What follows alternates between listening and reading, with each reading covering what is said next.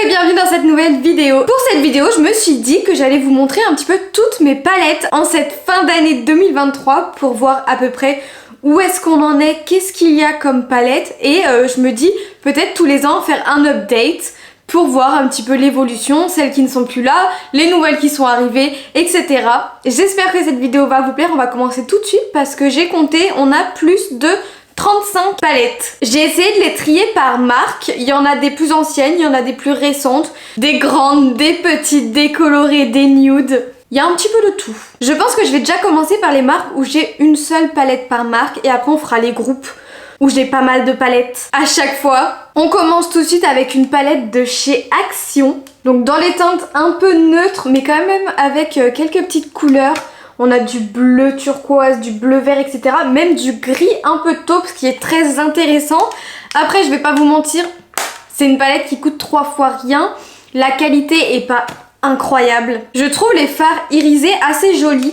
Surtout celui-là, là, le petit clair, il est magnifique par contre. Mais c'est vrai que les fards à paupières mat ont tendance, je trouve, à faire des taches. Alors que en plus là, c'est vraiment une palette de nude. Donc c'est censé être vraiment les couleurs les plus simples à utiliser et à créer. Mais c'est vraiment loin d'être une de mes préférées. Je pense que je l'ai utilisée une fois pour le crash test et c'est tout, malheureusement. On continue dans les petits prix avec une palette de chez Makeup Revolution. C'est la palette Fire. Donc à mon avis, c'était une collection avec les 4 éléments. Et franchement, j'aime beaucoup l'harmonie des couleurs. Franchement, elle est vraiment super jolie dans les teintes assez chaudes comme ça.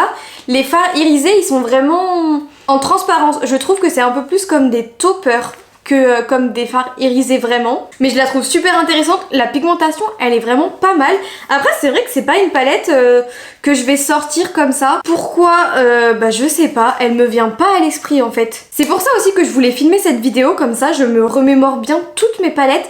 Et peut-être que ça me permettra du coup d'en ressortir certaines que je n'utilise quasiment jamais quoi. On continue avec une palette, vraiment une de mes premières palettes. Elle est très vieille, d'une marque que je n'achèterai plus jamais. C'est la Thirsty de Jeffree Star Cosmetics. On connaît le personnage, je pense. Personnellement, j'ai plus envie de mettre d'argent dans cette marque. Mais c'est vrai que l'harmonie des couleurs est vraiment très intéressante. Je la sors pas énormément parce que tout ce qui est nude, honnêtement, je les trouve dans d'autres palettes. Et pareil, les bleus, le jaune, etc. c'est pas des teintes ultra originales non plus. Par contre, c'est vrai que quand je veux un joli doré froid, bien pailleté, je me tourne toujours vers cette palette parce que ce fard juste ici là, il est incroyable. Je vais pas m'amuser à vous faire des swatchs par contre dans cette vidéo parce que sinon on va jamais s'en sortir hein. Mais vraiment, je trouve cette palette quand même très jolie. C'est le seul produit que j'ai de chez eux, je crois que parce qu'il y avait des promotions sur le site de Marionneau. Il me semble que c'est vendu chez Marionneau, ou c'était, je sais pas. J'ai totalement arrêté de suivre la marque. Mais il faut pas cracher non plus dessus, la qualité est plutôt bonne. Hein. Ensuite, une toute petite palette de la marque Fenty Beauty, c'est la numéro 3, avec quasiment que des nudes. C'est vrai que de moi-même, je l'aurais jamais acheté, je pense. C'est un cadeau qu'on m'avait fait il y a plusieurs années. Elle est très bien pour les nudes, hein, clairement. Il y a tout ce qu'il faut pour faire un make-up très basique. D'ailleurs cette palette j'ai dû la réparer moi-même pour ces 2 fards là qui étaient totalement cassés et franchement depuis que je l'ai réparé ça tient super bien donc je suis contente. Ça va pas du tout toucher à la qualité des fards en fait, franchement j'ai rien à dire à ce niveau là, c'est bien pigmenté, ça s'estompe bien, c'est très joli. C'est le genre de palette que je peux emmener quand je pars un petit week-end ou quoi et que je veux pas me prendre la tête sur les palettes. Ça prend pas de place dans ma petite trousse, c'est pratique. Après quand je suis ici chez moi et que j'ai la possibilité de toutes les autres palettes, c'est vrai que je la sors pas forcément. Alors celle-là vous avez l'habitude de la voir sur ma chaîne, c'est la palette Jewel Tone de Sample Beauty. Mais elle est vraiment incroyable. Alors c'est vrai que je l'aurais pas acheté de moi-même celle-là non plus parce que sur le site de Beauty Bell est commercialisée, c'est pas le genre de palette qui m'aurait vraiment sauté aux yeux. Mais il y a quelques années il y avait eu une promotion, il me semble qu'elle avait coûté 1 €. Je crois pour tout achat on avait cette palette limite offerte donc j'ai sauté sur l'occasion et je regrette pas du tout parce que autant je me m'étais pas retournée dessus, autant depuis que je l'ai, je m'en sers vraiment énormément. Je pense qu'elle fait partie des palettes que je peux utiliser le plus possible.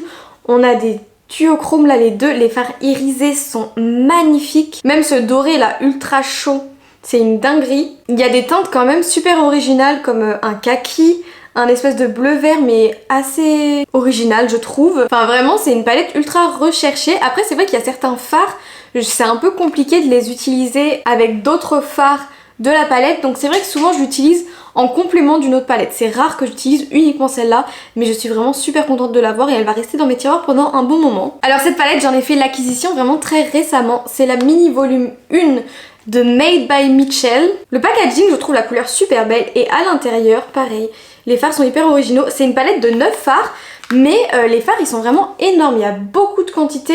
Il y a 3 grammes dans chaque fard, ce qui est plutôt énorme, hein, comme je viens de vous dire. On a des belles couleurs, là ce vert néon je le trouve magnifique. Honnêtement je l'ai testé qu'une seule fois pour le moment, donc je peux pas vous faire de retour, je peux pas vous dire trop ce que j'en pense. Mais je suis quand même très contente de l'avoir, j'ai hâte de la tester un peu plus et je trouve qu'on a des fards vraiment originaux qu'on retrouve pas forcément dans d'autres palettes, donc je l'utiliserai pas forcément seule. Je pense que ça va être assez compliqué de faire un make-up juste avec elle, mais en complément d'autres, elle est super intéressante. Vraiment, surtout pour les 4 fards irisés, on va pas se mentir. Hein. Ce bleu vert un peu émeraude là, j'ai trop hâte de m'en servir. D'ailleurs, si pendant cette vidéo il y a des palettes qui vous sautent aux yeux ou vous voulez absolument un tuto dédié à cette palette, n'hésitez pas à me le dire en commentaire, je me ferai un plaisir de vous le faire. On continue avec une palette d'une petite marque, pas du tout très connue franchement. C'est la marque Eugénie de Jam et c'est une palette certifiée bio, ce qui est très rare à trouver. C'est une palette également de 9 fards comme ça, c'est des petits fards ronds. Alors il y a certaines couleurs qui sont assez intéressantes. Après j'avoue que déjà de base l'harmonie me transcende pas. Et je l'ai testé quelques fois mais je suis vraiment pas fan de la qualité de cette palette. Malheureusement c'est vrai que le bio en maquillage ça a souvent tendance à être un petit peu décevant et c'est regrettable parce que c'est très bien d'avoir des produits bio mais il faut pas non plus être hypocrite. La qualité de cette palette je la trouve vraiment moins bonne. En fait c'est des fards qui vont être pigmentés au premier abord et dès qu'on va commencer à les travailler pour les estomper, bah, la pigmentation va un petit peu disparaître. On a quasiment que des mats, mais certains qui sont pas vraiment mats avec des petites paillettes lumineuses, mais il n'y a pas non plus d'irisé. Après déjà de base, comme l'harmonie me transcende pas, c'est vrai que je vais pas trop me tourner dans cette palette. Je suis pas sûre qu'on la retrouve dans l'update 2024 franchement. J'ai une petite palette de la marque Huda Beauty, vous savez ces formats de 9 fards, ils sont vraiment bien. Et là, elle est très ancienne, hein. C'est la Saphir Obsession, dans les teintes bleues comme ça, mais vraiment par contre je trouve l'harmonie super jolie. Les teintes bleues c'est vraiment le genre de teinte le plus compliqué à avoir en make-up pour ne pas que ça fasse des taches, pour que ce soit assez pigmenté, pas trop poudreux. Enfin, c'est vraiment une des couleurs les plus dures à obtenir pour un créateur de produits et en même temps une des couleurs les plus difficiles à travailler pour nous, clientèle lambda. Je trouve la qualité des irisés vraiment très bonne. Le jaune est bien pigmenté. Les bleus, c'est vrai que je connais mieux. Ils sont vraiment pas mauvais, ils sont bien pigmentés, mais ils sont vachement sec en fait, ce qui fait qu'il faut beaucoup retourner dans le pan pour avoir une belle pigmentation. Après franchement c'est quand même une très bonne palette. Et dans des harmonies bleues comme ça, c'est vrai que je la ressors jamais, mais il faut que je pense à elle pour des futurs looks bleus parce qu'elle est vraiment très intéressante. Encore une nouveauté que je n'ai encore jamais testée, celle-là j'ai vraiment trop hâte de la tester. C'est la Ultimate I Know That's Bright de NYX Cosmetics. Regardez-moi cette beauté, c'est vraiment une palette arc-en-ciel. Il n'y a pas forcément énormément de niveau d'intensité entre chaque fard, mais on a des couleurs, vous m'en direz des nouvelles, mais elles sont absolument sublimes. Les fards irisés, ils ont l'air ultra pailletés carrément là. Regardez au niveau du vert, le violet ou le rose, ils sont magnifiques. Et je pense pour faire des looks du coup arc-en-ciel avec je sais pas un joli dégradé sur toute la paupière ou des choses comme ça, c'est vraiment le genre de palette vers laquelle je me tournerais. Je crois que j'ai encore jamais testé la qualité des fards à paupières NYX. Donc il se peut que très prochainement on fasse un make-up avec parce qu'elle me donne vraiment très envie et je suis super curieuse de tester du coup la qualité des fards à paupières de NYX que je ne connais pas du tout. Alors dernière petite palette d'une marque solitaire on va dire, c'est la Lost in Los Angeles de BH Cosmetics. Si jamais vous avez suivi mon calendrier de l'Avent, vous savez que je l'ai acheté pendant le Black Friday et je vous l'ai déjà montré un petit peu en action. Je vais la mettre dans l'autre sens, vous verrez mieux. Mais les couleurs en fait elles sont vraiment super intéressantes, c'est quasiment tout dans des teintes très pastel. Il y a pas mal d'irisés qui ont l'air vraiment très jolis, très lumineux pour un prix vraiment hyper accessible. Ça se remarque vraiment au packaging qui est très très moche selon mon avis. J'ai pas encore testé énormément de teintes de cette palette mais c'est pareil, je suis super contente de l'avoir. On a du blanc, on a quasiment toutes les teintes de l'arc-en-ciel en version un peu pastel ou en version un peu pailletée. Elle est super intéressante, j'aime beaucoup. Alors là j'en ai terminé avec toutes les palettes en solitaire, on va passer marque par marque. Je vais les prendre au hasard par contre, hein. On commence par une marque, alors j'ai 3 palettes de cette marque, je ne les utilise très peu. En fait je les avais achetées pour faire un crash test et voir un peu ce que valait la marque étant donné que les prix sont très peu chers. Je parle de la marque Shiglam. Je dois bien avouer que certains fards ça va, certains ça va pas trop. Après c'est en dernier recours que je les sors. Cette palette est plutôt originale par contre, hein. On va pas se mentir, il y a des teintes un peu vert kaki, du gris irisé, etc. C'est des teintes qu'on a vraiment pas l'habitude de voir, donc celle-ci franchement je la trouve assez sympa. Après la qualité est vraiment pas dingue, c'est un peu comme les fards Action.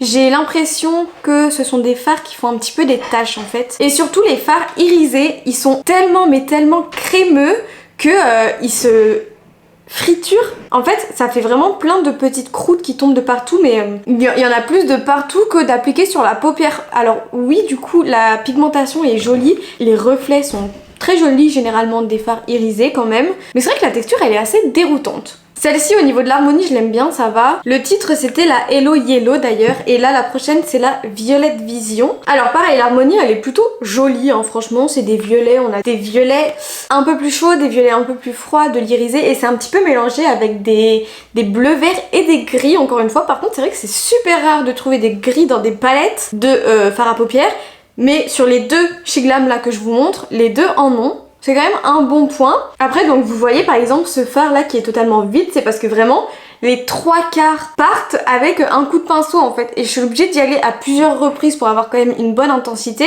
Mais il y a quasiment rien qui s'applique sur les paupières. Ces irisés là ils sont vraiment quelconques. En fait c'est vraiment le type d'irisé qui a pas de reflet. Je sais pas comment vous dire ça. Il brille un petit peu mais c'est pas très joli. J'ai testé, c'est vraiment pas le genre de palette vers laquelle je me tourne. Surtout que pour les violets maintenant j'ai pas mal d'autres palettes qui sont beaucoup mieux à mon humble avis. Donc c'est pas une dinguerie non plus. Par contre celle que je vais vous montrer, donc la dernière, c'en est une, c'est une palette de nude. C'est donc la Afterglow palette qui se présente comme ceci. Elle est vraiment sympa celle-là. Hop, dans le bon sens ça ira mieux. On a des marronnés avec vraiment tous les types d'intensité. Que ce soit des marrons très chauds ou des marrons un peu plus froids. Encore une fois, on a du bleu vert, je sais pas ce qu'ils ont avec mais... ils les foutent dans toutes les palettes. Et on a surtout des irisés en fait avec des sous-tons un peu verts comme celui-là. Celui-là un peu, enfin celle-là je la trouve vraiment intéressante. Et pour le coup les irisés sont assez jolis, la pigmentation est assez bonne. Ils font pas trop de taches je trouve et ils s'estompent bien. Donc celle-là j'ai pas grand chose à dire. Après encore une fois c'est pas la meilleure que j'ai pu trouver, mais pour le niveau rapport qualité-prix, en tout cas des 3 que j'ai pu tester c'est vraiment la meilleure. Et ça m'arrive de me tourner vers elle quand je cherche des nudes pour ne pas me prendre la tête. On part sur une nouvelle marque qu'on n'entend plus du tout parler en ce moment et je trouve ça très dommage. C'est la marque Juvia's Place. J'ai 2 palettes de chez eux. En premier temps la Masquerade Mini. Franchement je trouve les packaging très jolis. En carton mais c'est pas dérangeant. Je trouve vraiment ça très beau. Et l'harmonie en fait on a la moitié de teinte. Hop je l'attrape bien. Plutôt neutre. Encore une fois avec des teintes assez chaudes, avec des teintes assez froides, on peut faire des jolis mélanges et des irisés en haut qui sont très beaux. À l'époque où je les avais achetés, on n'entendait parler que de ces palettes. Vraiment la qualité, elle était super cool pour l'époque. Maintenant, c'est vrai que la qualité est toujours bien, les fards sont toujours bien pigmentés, mais au niveau des irisés, je dois bien l'admettre que j'ai trouvé mieux depuis. Donc c'est plus trop le genre de palette vers laquelle je me tourne. Je suis toujours très contente de l'avoir et ça m'arrive de la ressortir par exemple, enfin elle ou l'autre, de les ressortir pour me maquiller avec, mais c'est beaucoup moins comparé à avant le genre de palette vers laquelle je me tourne en premier temps. Parce que les irisés sont très jolis mais ils ont beaucoup moins de reflets. Moi j'adore quand c'est très lumineux quoi au niveau des irisés et même des fois qu'il y a plusieurs reflets. Enfin je trouve ça hyper intéressant les nuances un peu duochrome ou les choses comme ça. J'avoue que je les ai retestés il y a pas très longtemps en vidéo avec vous il me semble et les irisés sont plus aussi bien qu'avant. En fait enfin c'est pas qu'ils sont plus aussi bien qu'avant, c'est qu'on arrive à faire mieux sur le marché actuellement quoi. Et la deuxième palette du coup de chez eux c'est la Magic Mini aussi. Toujours exactement le même format, le même style de packaging. Et celle-ci elle se présente comme ça. Je la sors beaucoup moins que l'autre. Je sais pas trop forcément pourquoi, on a un peu moins de nude. En fait c'est assez dur je trouve de faire un maquillage complet avec cette palette. Il n'y a pas forcément de fard d'intensité dans les mats à part du bleu, d'ailleurs c'est 2 bleus on dirait les mêmes. J'ai pas trop compris pourquoi il y en a deux comme ça. On a vraiment une majorité d'irisés, par contre, bon, que vous dire de plus, elles sont bien quand même, hein, il faut pas cracher dessus. J'aimerais bien voir un peu ce que donne leur nouvelle palette, enfin je sais pas s'ils sortent des nouvelles palettes. Je sais pas si c'est moi qui ne suis plus du tout la marque ou si c'est eux qui ont totalement arrêté, mais c'est vrai que aussi vite elle est apparue, aussi vite elle a disparu quoi. C'est quand même des très bonnes palettes, hein, je vais pas m'en séparer, je les aime toujours autant, donc on est bon là-dessus. Encore des acquisitions plutôt récentes, ce sont les deux palettes de Mahon Caméléon en collaboration avec Sephora. On a donc l'édition numéro 1 qui est sortie en 2022. Alors vous allez voir que le blanc, je l'ai déjà bien saigné. En fait, je m'en suis servi quasiment pendant toute ma série Halloween parce que je les avais reçus juste avant. Du coup, j'avais vraiment envie de les tester. Et pour mes maquillages artistiques, c'est hyper important souvent d'utiliser du blanc. J'avoue que je l'ai un petit peu saigné. Mais que vous dire de plus, franchement, l'harmonie des couleurs est vraiment intéressante. On voit que Marion, elle s'y connaît, hein, clairement, parce qu'elle met des fards qui sont originaux, qui se marient bien les uns avec les autres. On peut vraiment se servir de tout, la palette est super bien rangée je trouve. Les fards irisés sont très jolis, j'ai rien à dire dessus. Je pense qu'elle vous en parlera beaucoup mieux que moi. Et du coup ça c'est la deuxième qui est sortie en 2023 et je pense que c'est ma préférée quand même parce qu'elle est encore plus originale. En fait la première je pense qu'elle a voulu vraiment sortir des basiques pour pouvoir faire un peu de tout et là pour compléter elle a pu vraiment sortir des choses encore plus originales, encore plus qui sortent de l'ordinaire on va dire, avec des teintes beaucoup plus froides, avec des teintes beaucoup plus pastel. Je sais qu'il y a pas mal de personnes qui ont été un peu déçues de cette deuxième palette, de l'harmonie, parce que c'est vrai que pour quelqu'un qui se maquille de manière plutôt lambda au quotidien, c'est pas le genre de palette forcément qui vous transcendra je pense. Par contre, moi qui ai déjà pas mal de palettes, donc ça devient un peu compliqué on va dire, à trouver des harmonies vraiment intéressantes, à trouver des fards que j'ai pas forcément déjà dans d'autres palettes. Et je trouve que celle-là, c'est vraiment le cas en fait. Enfin, je peux quasiment comparer chaque fard avec d'autres palettes que j'ai et aucun ne va vraiment leur ressembler. Il y a vraiment une originalité dedans que je salue très fort et que j'aime beaucoup. La qualité est vraiment bien de ces fards, hein. Les mats sont bien pigmentés, ils se dégradent bien. Les irisés sont bien lumineux. Ils s'appliquent bien, ils sont bien opaques. Par contre, ils sont assez poudreux, ils font pas mal de chutes, mais une fois que vous êtes prévenus, c'est pas un problème.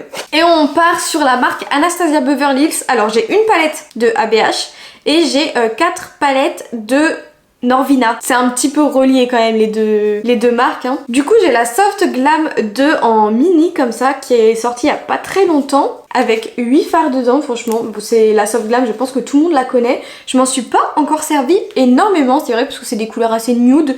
Je suis pas forcément très habituée à utiliser du nude, si jamais vous me connaissez, vous savez. Mais c'est le même style en fait que ma petite palette Fenty, je pense pour emmener en voyage, si je veux pas me prendre la tête, une petite palette qui prend pas trop de place dans ma valise, dans ma trousse ou tout ce que vous voulez. Ça peut être très sympa. Et je pense que Anastasia n'a plus rien à prouver au niveau de la qualité de ses fards. C'est très poudreux, oui, mais c'est très pigmenté. Ça s'estompe très bien, donc moi je suis conquise. Et étonnamment, c'est vrai que c'est la seule palette de Anastasia Beverly Hills que j'ai. Elles m'ont toujours beaucoup tenté, mais c'est vrai qu'elles sont assez chères, hein, donc j'ai tendance à ne pas mettre un budget aussi énorme dans des palettes, hein. Ensuite, du coup, dans la marque Norvina, enfin la sous-marque de ABH, je sais plus exactement comment c'est, mais voilà.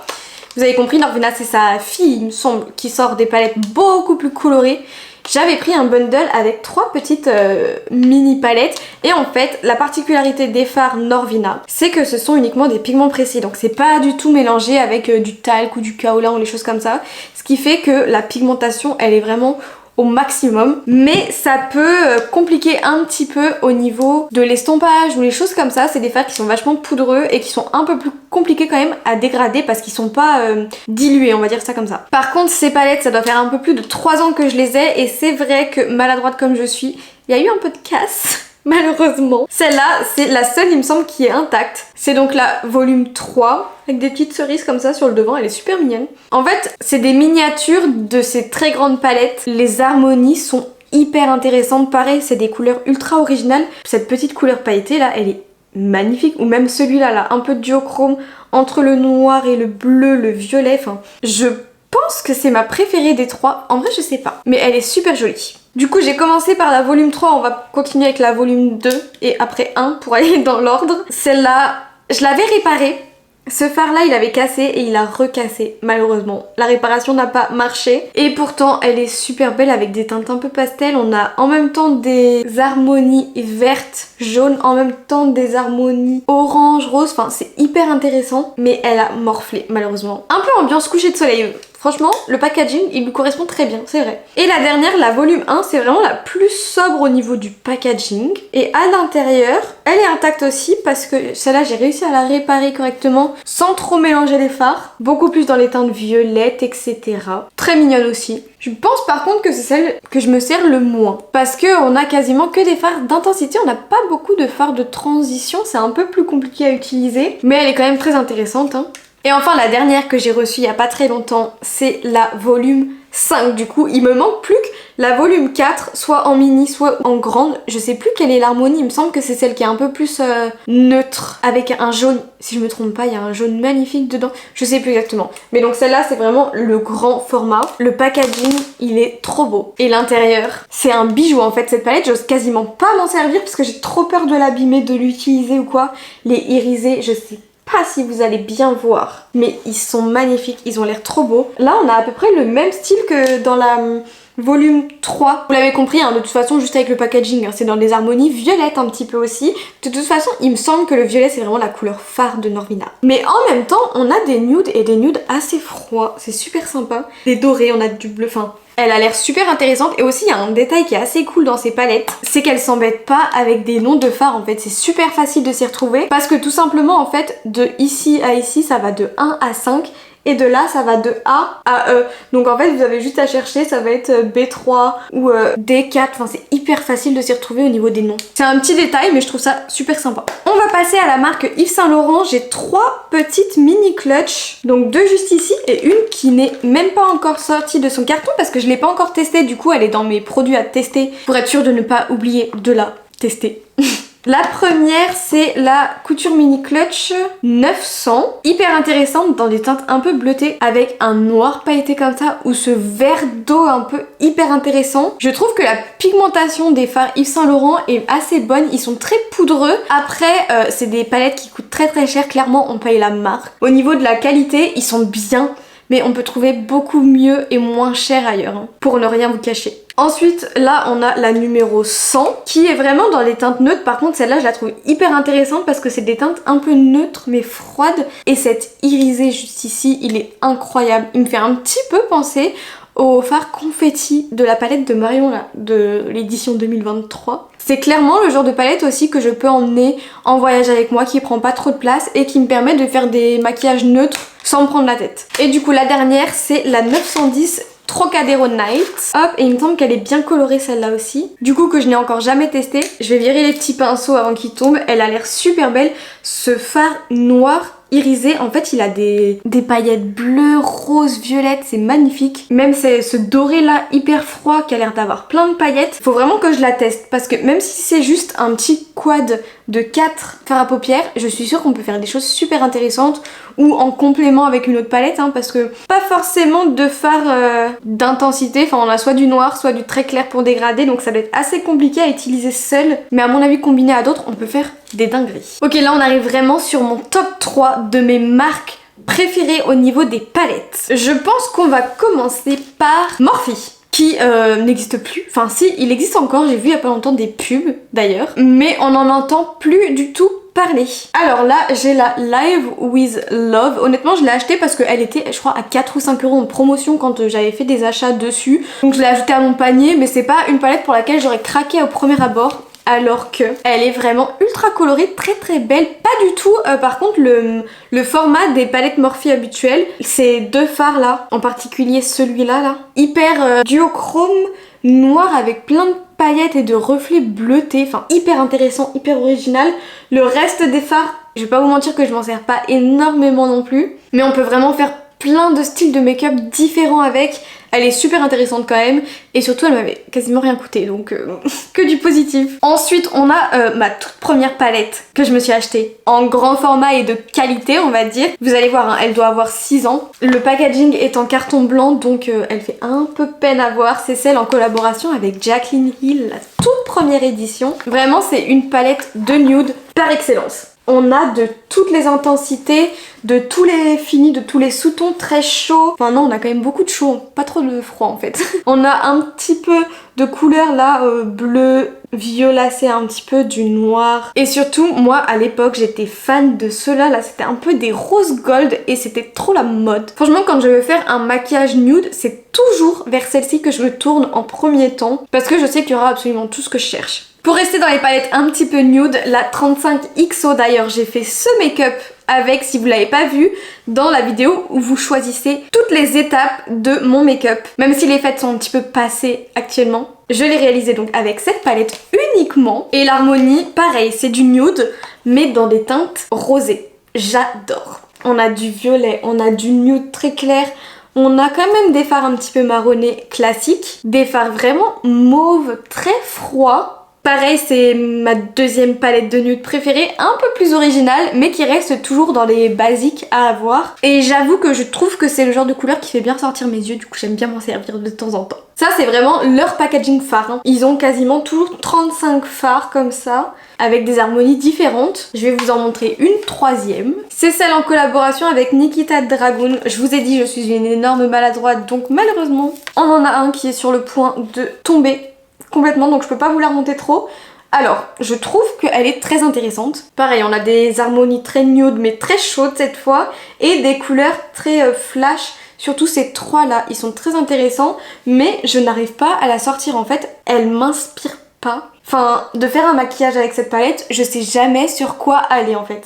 Il y avait une petite originalité, c'était qu'on avait des fards un peu marbrés, donc avec un mélange de deux irisés différents qui nous donnait une troisième couleur du coup, qui sont pas transcendants. C'est joli dans le pan, mais ça sert pas à grand chose, à part à ne pas savoir quelle couleur on va vraiment s'appliquer sur la paupière du coup. Mais ouais, je trouve qu'elle est très intéressante, mais j'arrive pas à m'en servir. Voilà, je l'ai depuis un certain temps et je m'en sers très très rarement. Pas sûre de la garder très longtemps. Peut-être qu'elle fera plus plaisir à quelqu'un d'autre. Et enfin la dernière en format beaucoup plus grand, c'est en collaboration avec, je suis sûre que vous la connaissez tous, enfin le connaissez tous, James Charles. Par contre c'était vraiment la palette par excellence du moment à cette époque là. Pareil, elle doit dater d'il y a 5-6 ans, quelque chose comme ça. Mais on avait encore une fois du nude, de toutes les intensités et toutes les autres couleurs de l'arc-en-ciel, mais avec des déclinaisons vraiment, cette fois, du clair au foncé pour chaque couleur. C'est ça qui était vraiment super intéressant avec cette palette. C'est un peu l'ancêtre, j'ai envie de dire, de la Bright Matte de Beauty Bay. On est un peu sur les mêmes vibes.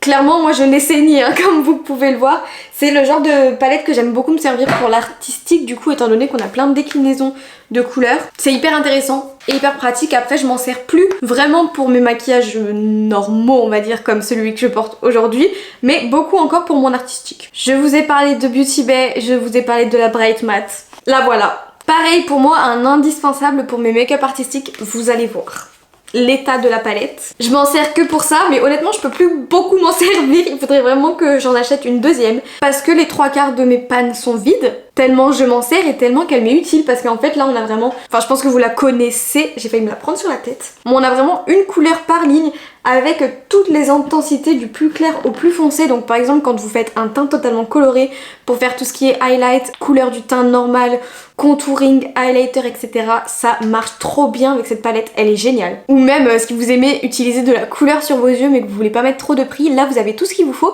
Après celle-là c'est celle qui est en version mat, donc vous aurez pas d'irisé, mais elle existe également en version iris avec des irisés et des mats mélangés. C'est très intéressant aussi. Et il me semble qu'il y a carrément une Bright Matte 2.0, si je me trompe pas, avec des petites différences encore. Il faudrait que je me penche sur le sujet, mais celle-là je l'aime trop. Elle est vraiment dans mon top de 2023 parce que je m'en sers quasiment à chaque fois, même si j'avoue que du coup je m'en sers un peu moins étant donné que les 3/4 des fards ne sont plus utiles pour moi, étant donné qu'ils sont vides. Hein. Ma plus récente acquisition de Beauty Bay, c'est une pépite qu'on n'entend quasiment pas parler. Je ne comprends pas pourquoi, je vous le dis à chaque fois. C'est la Métamorphique de Beauty Bay. Ils ont totalement revu leur packaging par contre. En fait c'est vraiment deux petites ouvertures comme ça. Mais vraiment la beauté de cette palette, je sais pas quoi vous dire de plus. En fait vraiment elle parle d'elle-même dans les teintes violet, argenté, bleu comme ça. Doré aussi, enfin on a de tout. C'est des fards ultra lumineux. Enfin Au niveau de la qualité des fards irisés, je ne crois pas avoir trouvé mieux que Beauty Bay. Dans toutes celles que je vous ai présentées, c'est vraiment ma qualité préférée. Et celle-là, là, bon aussi c'est parce que c'est ma toute dernière nouveauté on va dire, mais je crois que pour le moment c'est ma préférée. Hein. Elle est somptueuse. Je pense que je vous ferai vraiment une vidéo dédiée sur celle-là pour qu'on voit vraiment l'amplitude de ses capacités. Ensuite j'ai 3 petites palettes format 18 fards, 20 fards, mais je crois que les 3 elles sont discontinuées en fait. C'est souvent des éditions limitées qui sortent comme ça, qui coûtent vraiment pas cher, je crois que c'est 18 €. C'est hyper raisonnable pour 20 fards et pour la qualité de leurs fards surtout. Pareil, je m'en sers vraiment beaucoup pour mes artistiques ou quoi. Celle-ci, c'est la Book of Magic qui a pris une sacrée claque également. Que vous dire de plus à part que la qualité est géniale quoi. Je vais pas me répéter encore et encore, mais Beauty Bay c'est incroyable. Donc la palette Book of Magic, j'aime beaucoup l'harmonie un peu bleu-violette. J'avoue que là, avec toutes les palettes que je vous ai montrées, j'ai quand même beaucoup de palettes avec ces harmonies. Hein. Faudrait peut-être que j'essaye de varier un peu. On a ensuite la palette Sunset Horizon, donc avec un peu une ambiance coucher de soleil. Je sais, ces palettes font pitié à voir. Mais c'est bien la preuve que je les adore parce que je m'en sers énormément, non? On a quasiment plus de jaune, quasiment plus de orange. Ce bleu là, irisé avec des reflets dorés, il est magnifique. Et enfin une un petit peu plus dark du coup, d'où son nom, la Dark Fantasy, qui se présente comme ceci avec des teintes beaucoup plus foncées, mais en même temps on a des irisés ultra lumineux et clairs. Un avec des reflets un peu plus bleutés, un avec des reflets un peu plus rosés. Je suis mais dingue de cette palette. Même que ce soit au niveau du bordeaux ou les violets foncés froids comme ça, je trouve ça assez rare à trouver. Les verts, un noir pailleté, un noir mat, un anthracite très irisé. Enfin, je vais pas vous les décrire une par une, mais très intéressantes. En fait, Beauty Bay, ils sont super forts pour créer des palettes autour d'un univers. Mais à chaque fois, ils arrivent vraiment à trouver des couleurs hyper intéressantes et qu'on ne voit pas chez les autres marques. Enfin, ils arrivent à se démarquer alors qu'ils lancent quand même énormément de palettes à la suite. Hein. Ils ont un bon rendement. Hein. Bon, c'est tout pour Beauty Bay, c'est déjà pas mal. Maintenant, on va passer à la marque Be Perfect. En particulier, enfin parce qu'il n'y a que ça, les palettes en collaboration avec Stécie Marie MUA. La plus ancienne que j'ai, c'est donc la Carnival XL Pro. Alors moi, j'ai l'ancien format avec les highlighters dedans. Mais maintenant, si vous voulez vous la procurer, en fait, ils ont totalement retiré ces 3 highlighters qui clairement ne servent à rien. Moi, je m'en sers jamais. Hein. Mais au niveau de l'harmonie des couleurs, je pense qu'on est tous d'accord pour dire que c'est magnifique. On a de tout. Encore une fois, c'est super bien rangé. Donc des couleurs chaudes, on va au rose, vert, bleu, du nude chaud, du nude froid. Il y a de tout, de toutes les couleurs, de toutes les intensités, je me répète. Ensuite, ça, du coup, c'était l'édition numéro 1. Je crois que l'année juste après, elle a sorti la palette Carnival 2 Love Tahiti, qui est à mon sens encore plus belle que la numéro 1. Elle a donc bien viré les highlighters dans celle-là aussi. Et encore une fois, on a plein de couleurs, mais là vraiment, ça y va. Avec quand même une majorité de rose et de violet, mais en comparaison en fait avec la Carnival à côté, la première, ce que je trouve dingue, attendez, c'est qu'on arrive à avoir quasiment que des teintes différentes. Il y a une quantité astronomique de fards par palette. Et pourtant, quand on colle les deux ensemble, j'ai pas assez de place dans le champ, je vais me reculer. Et bah elles sont super complémentaires et il n'y a pas du tout de fards similaires. Au niveau des roses flash par exemple, sur celle-là on est vraiment sur des roses très chauds. Sur celle-là c'est totalement l'inverse, des roses beaucoup plus froids. Ensuite, si je me trompe pas dans l'ordre chronologique, il y a eu l'édition numéro 3 dans des teintes hyper automnales, vert, bordeaux, etc. Je crois que c'était la Antidote, si je dis pas de bêtises. Elle était super intéressante, elle est toujours disponible à la vente, si je me trompe pas encore une fois. Mais je ne l'ai pas, toujours pas, alors que je la trouve super intéressante. L'harmonie, encore une fois, hyper originale, complètement différente des deux premières.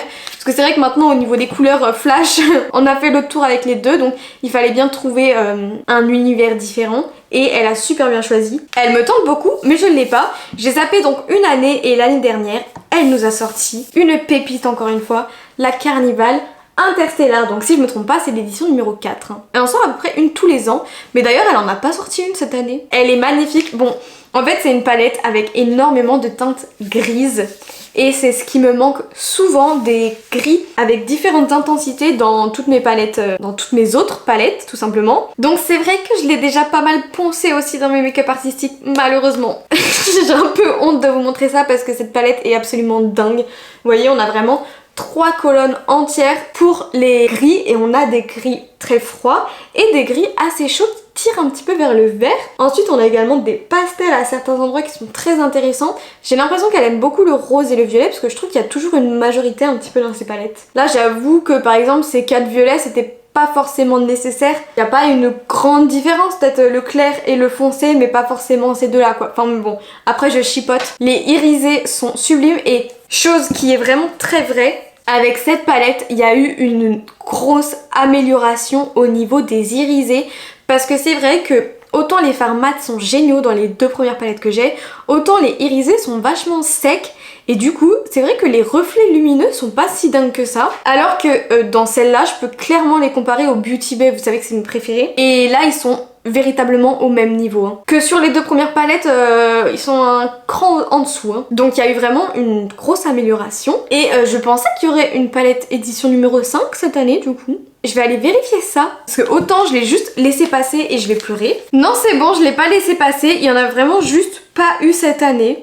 Donc bon, peut-être l'année prochaine, peut-être dans les mois à venir, je sais pas. En tout cas, c'était la dernière palette que j'avais à vous présenter. Je sais qu'il y en a beaucoup, j'espère que cette vidéo aura été quand même intéressante et que vous avez aimé découvrir ces palettes avec moi. Du coup, comme je vous ai dit au début de cette vidéo, si jamais il y a une palette en particulier qui vous tente, ou vous voulez un tuto entièrement autour de cette palette, notez-le moi en commentaire, je me ferai un plaisir de le faire.